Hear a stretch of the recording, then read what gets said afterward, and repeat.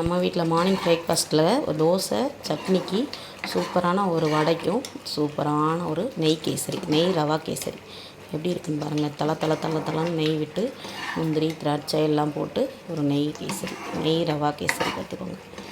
இந்த கேசரி ரெசிபி வேணும்னா சொல்லுங்கள், நான் வீடியோ எடுத்து போடுறேன், லிங்க் கொடுக்குறேன், பார்த்துக்கோங்க. சூப்பராக இருக்கும் இந்த ரவா கேசரி.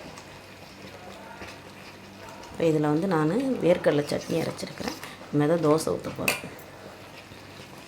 நல்லா இந்த மாதிரி இருந்தால் தான் கடைசியில் ரொம்ப நேரத்துக்கு பார்த்திங்கன்னா நல்லா கெட்டியாகாமல் நல்லா சூப்பராக இருக்கும்.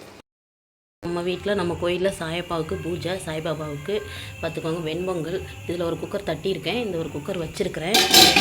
இப்போ இதில் சட்னி ரெடி ஆயிடுச்சு.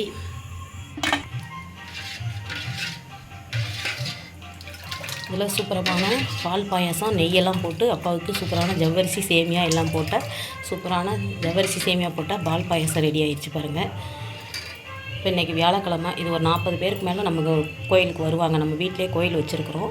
அப்பாவோட கோயில், சாயப்பாவோட கோயில், யாருக்கெல்லாம் சாய்பாபா பிடிக்கும்னு சொல்லி இன்றைக்கி எல்லாேருக்கும் பிரார்த்திக்கிறோம். இப்போ இந்த பக்கம் சாம்பார், கத்திரிக்காய், அவரைக்காய், முருங்கைக்காய் போட்டால் சாம்பார் ரெடி ஆயிடுச்சு. இந்த பக்கம் இன்னொரு குக்கர் வச்சு விட்ருக்கேன். மொத்தம் 3 குக்கர் வைப்போம் பார்த்துக்கோங்க. நான் சின்னதாக தான் இப்போ தொடங்கியிருக்கிறேன். இப்போ தான் எனக்கு தொடங்கியிருக்கேன். அப்பா கொஞ்சம் கொஞ்சமாக தான் இப்போ மென்மேலும் கொடுக்குறாரு. பால் பாயாசம் ரெடி. இன்றைக்கி வெண்பொங்கல், சட்னி, சாம்பார், பால் பாயாசம் ரெடி ஆயிடுச்சு. முருங்கைக்கீரை பாருங்கள், நல்லா தண்ணி விட்டு வந்துருச்சு. கொஞ்சமாக கல் உப்பு சேர்த்துட்டு நல்லா வதக்கி விட்டுக்கணும். கீரை வதங்கினதுக்கப்புறம் தான் ஜீரகம் பூண்டு தட்டி போட்டு அதுக்கப்புறம் தேங்காய் திருப்பி போட்டால் சூப்பரான முருங்கைக்கீரை பொரியல் ரெடி ஆயிடுச்சு.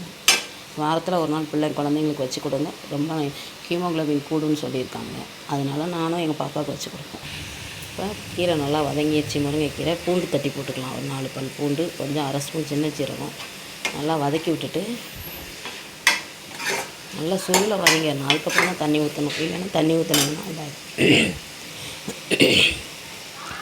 கொஞ்சமாக தண்ணி ஊற்றி மூடி வச்சு நல்லா வெந்ததுக்கப்புறம் தேங்காய் பூ போட்டு திருவிட்டு கீரை நல்லா வேகணும். வெந்தால் தான் நல்லா சாப்பிடணும். அதே மாதிரி முருங்கைக்கீரை, அகத்திக்கீரையெல்லாம் ஆற வச்சு தான் சாப்பிட்ணும் பார்த்துக்கோங்க. நல்லா சூப்பரான முருங்கைக்கீரை ரெடியாகி தேங்காய் திருவி போட்டால் ரொம்ப டேஸ்ட்டாக இருக்கும். இதில் பாசிப்பருப்பு போட்டாலும் கூட்டாயிரும், நல்லாயிருக்கும். இப்போ முருங்கைக்கீரை பொரியல் நல்லா ரெடி ஆயிடுச்சு, வெந்துருச்சு. இப்போ தேங்காய் துருவல் சேர்த்துக்கலாம். உடனே இறக்கிடுங்க.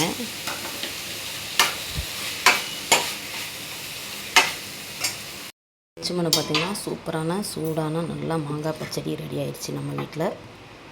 இந்த பக்கம் சூடான சாம்பார், சுட சோறு ரெடி ஆயிடுச்சுங்க. அதுக்கப்புறம் சூப்பரான சத்துள்ள முருங்கைக்கீரை பொரியல் ரெடி ஆயிடுச்சுங்க. அவ்வளோதான்.